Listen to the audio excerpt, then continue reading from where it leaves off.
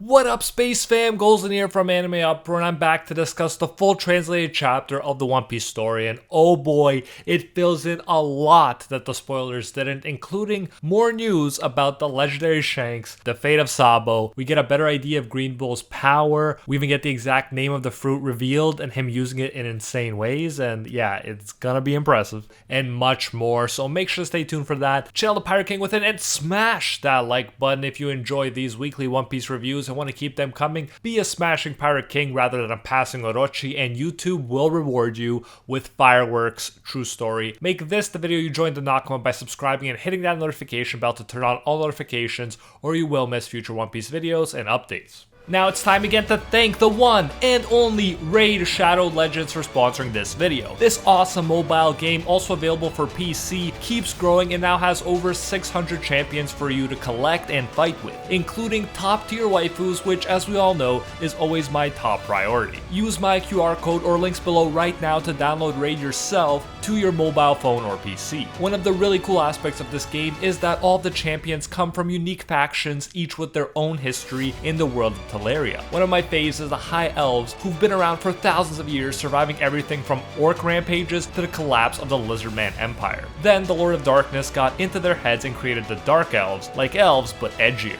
They wanted to take over the kingdom with shadow magic, and civil war followed. In the end, the Dark Elves were exiled and the elf kingdom Arabia was rebuilt and even became the brightest, richest, and most powerful country in Teleria. I love stacking my teams with elves like Elhain and Sniper, and Arbiter has to be one of my favorite waifus. A ton is happening in Raid this month, including 5 new badass champions that I can't wait to get my hands on. On top of that, Raid's running a huge series of Summer Splash events for the whole month, where you can get your hands on some incredible skins for my favorite dwarf, Trunda. New players can use my link or scan the QR code right here and you will get a free starter pack worth almost $30, a free champion Aina, and also this cool in-game loot, so there's arguably never been a better time to start playing. You will find your rewards here in your inbox for the next 30 days only. And now, without further ado, let's jump into it, spoilers and all. We heard about the One Piece cover spread in the spoilers, and it sounded hype. It was about the 4 new emperors after all, and I gotta say, looking at it now, it did not disappoint. All of the Yonko look amazing, and I especially love seeing Buggy here. I really do want to hang this on my wall. But anyways, let's head to the chapter, which if you watch the spoiler vid, you know is called Flame Emperor. And yes, there's an epic reason for that title, but more on that later. We catch up to Green Bull first, who was approaching the party last chapter. He says to himself, the ability to sway others, that really is something you don't see very often, end quote.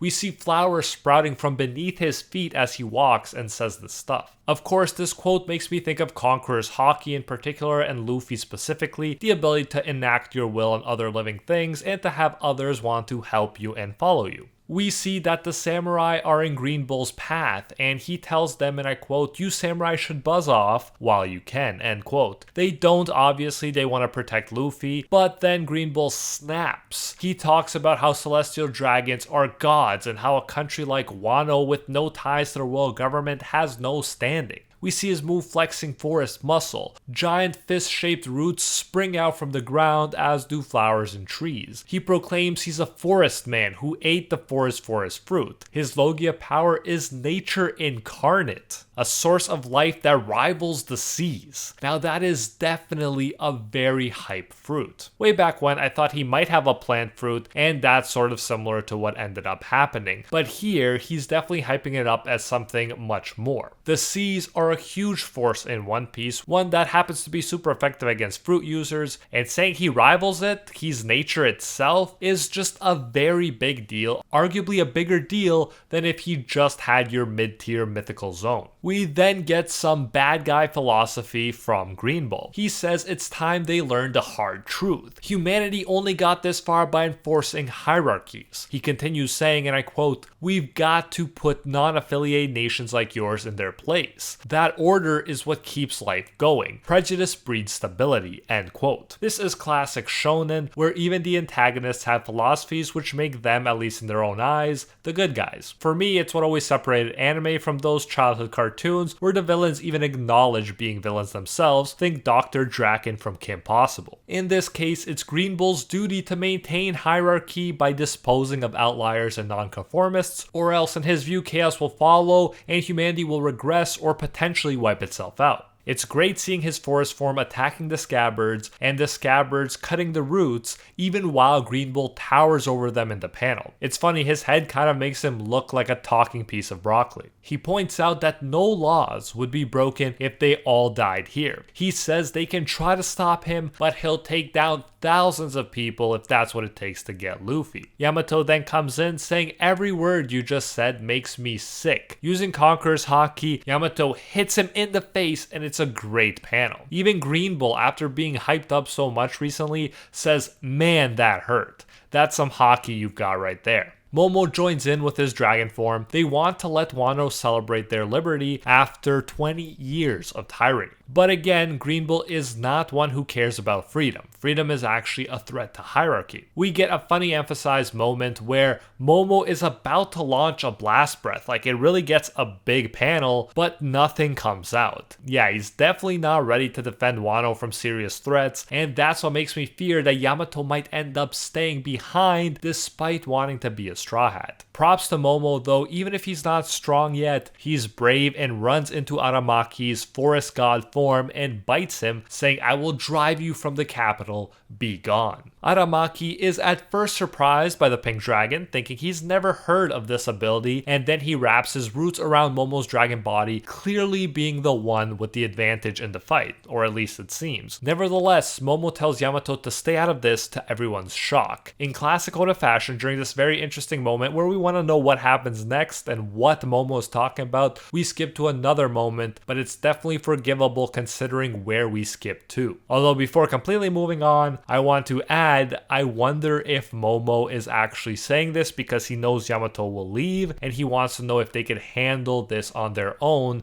like they would have to in the future. It'll be interesting to see why he didn't want Yamato to get involved. But as interesting as that was, we now jump to the most hype moment of the chapter in my opinion, although there's plenty more after it. We jump to the seas around Wano where we catch up to Shanks' own ship. That's right, Yonko Shanks, as we learned in the spoilers, is pretty much at Wano. They're discussing how Luffy is really a Yonko now and that it's surreal. It's suggested for them to go to Luffy since Luffy's become a great pirate. As you'll remember, that was their deal. Luffy will give back the Straw Hat when he fulfills the promise of becoming a great pirate, and now Shanks is so close to him after 25 years of the One Piece manga. Shanks remarks that last time he was here, they were giving Oden a send-off. And of course, he is referring to when he was on Roger's crew. He even thinks about how Momo and Hiyori must be all grown up now. Lucky Root says, "Let's go see Luffy already." Yasop though says he's not ready to meet Usopp yet. And I love that even Kid is brought up. They say he's here too, and that it hasn't been that long since that brat tried to pick a fight with them. I really love that they mentioned that Kid detail because that's a side thread I really find fascinating. Also, it's proof that Kid didn't lie to get some clout. He actually fought the Red Hair Pirates. We see Shanks looking at Luffy's new wanted poster. We enter into flashback. First, we see Shanks and crew attacking the ship with CP9 agents that held the Gomu Gomu no Mi. Even the Marines were confused, saying it's not like we've got any proper treasure, only some minor devil fruit. Again, all of this seems to further confirm what I've been saying the whole time, that Shanks knew about the truth of the Gomu Gomu no Mi. Then we get flashbacks of the village days where he bonded with village boy Luffy, and he even remembers when he sacrificed his arm for him.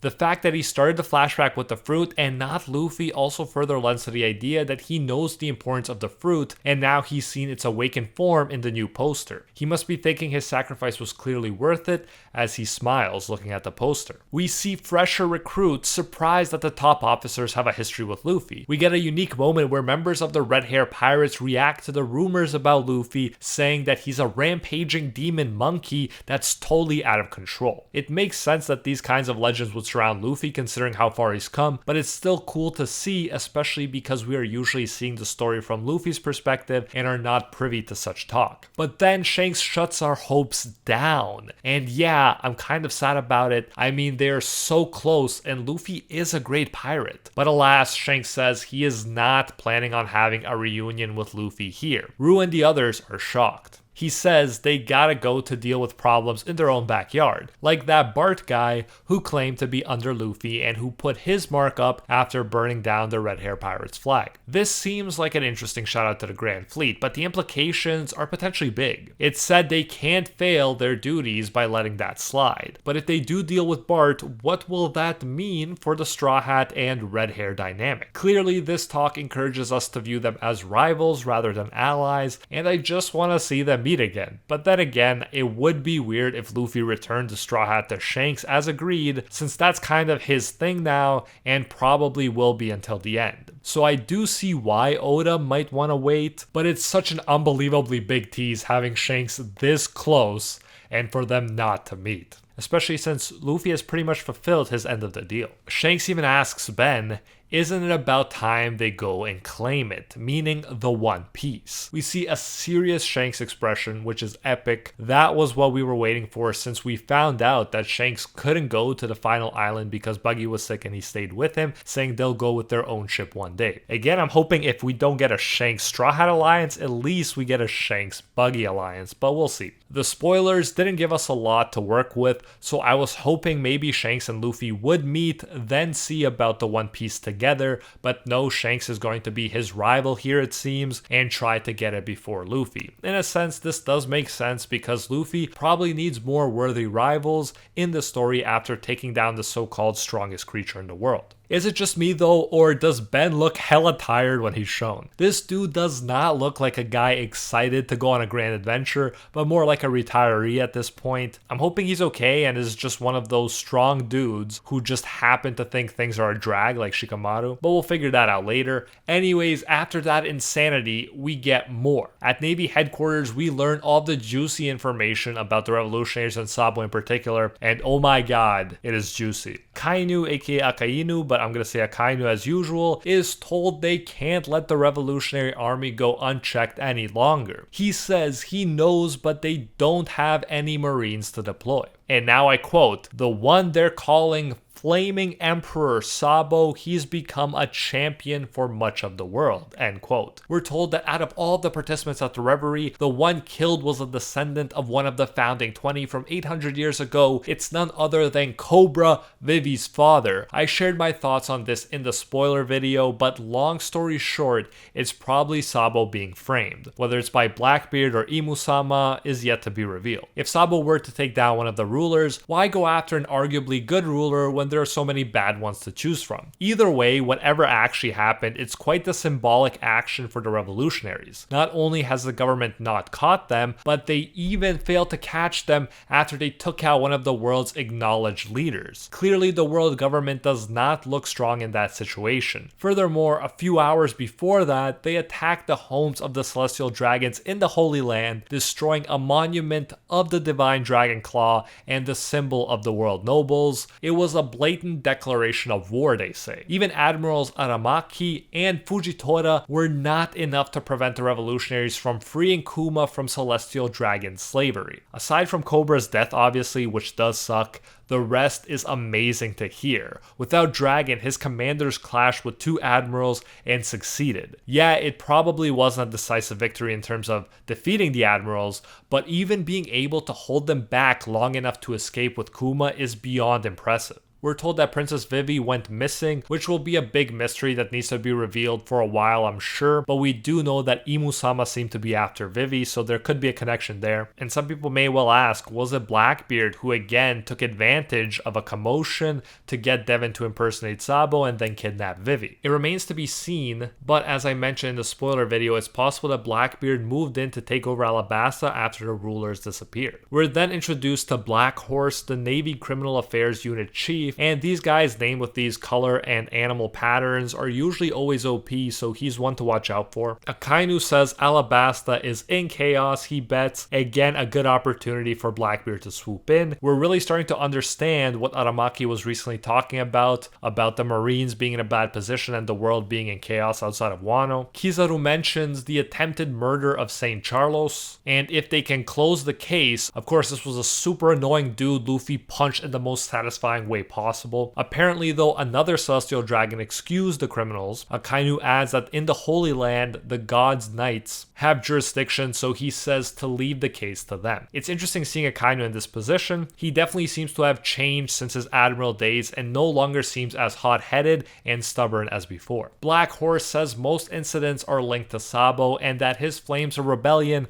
are spreading over the globe. And yes, how perfect is that line? Flames of rebellion for Sabo, who has the flame fruit. It's great. I love that line. It's amazing. We're told all 8 of those rebelling kingdoms were inspired to stage their revolutionary coups while their kings were still returning home. He says it's almost like they're worshipping Sabo as a god. With the growth of his legend, they're saying his influence is now greater than that of Dragon himself, who, as we all know, is Sabo's leader. Pretty crazy stuff, and I gotta say, I'm happy to see Sabo's reputation exploding, including the reputation of the revolutionaries in general. I'm glad Sabo wasn't just left behind in the dust by Luffy in terms of influence. These brothers are killing it, and you love to see it. And Kizaru points that out, saying on top of that, his little brother has been dubbed a Yonko. People are even citing Luffy as just another example of Sabo's influence at work in the pirate world. They say Sabo's brother upended the status quo, and right now times are being forced to change. Akainu actually comes off as really cool here, saying he became fleet admiral at a crazy time, but he doesn't care where they attack from. The Marines will strike back and return fire on all fronts. It's crazy to see the once overbearing and powerful world government in a situation like this. It's also exciting when you think about them, the revolutionaries, Shanks going for the One Piece, Blackbeard, Buggy, and so on. Right now, we should all be thinking, what a time to be alive, what a time to be a One Piece fan.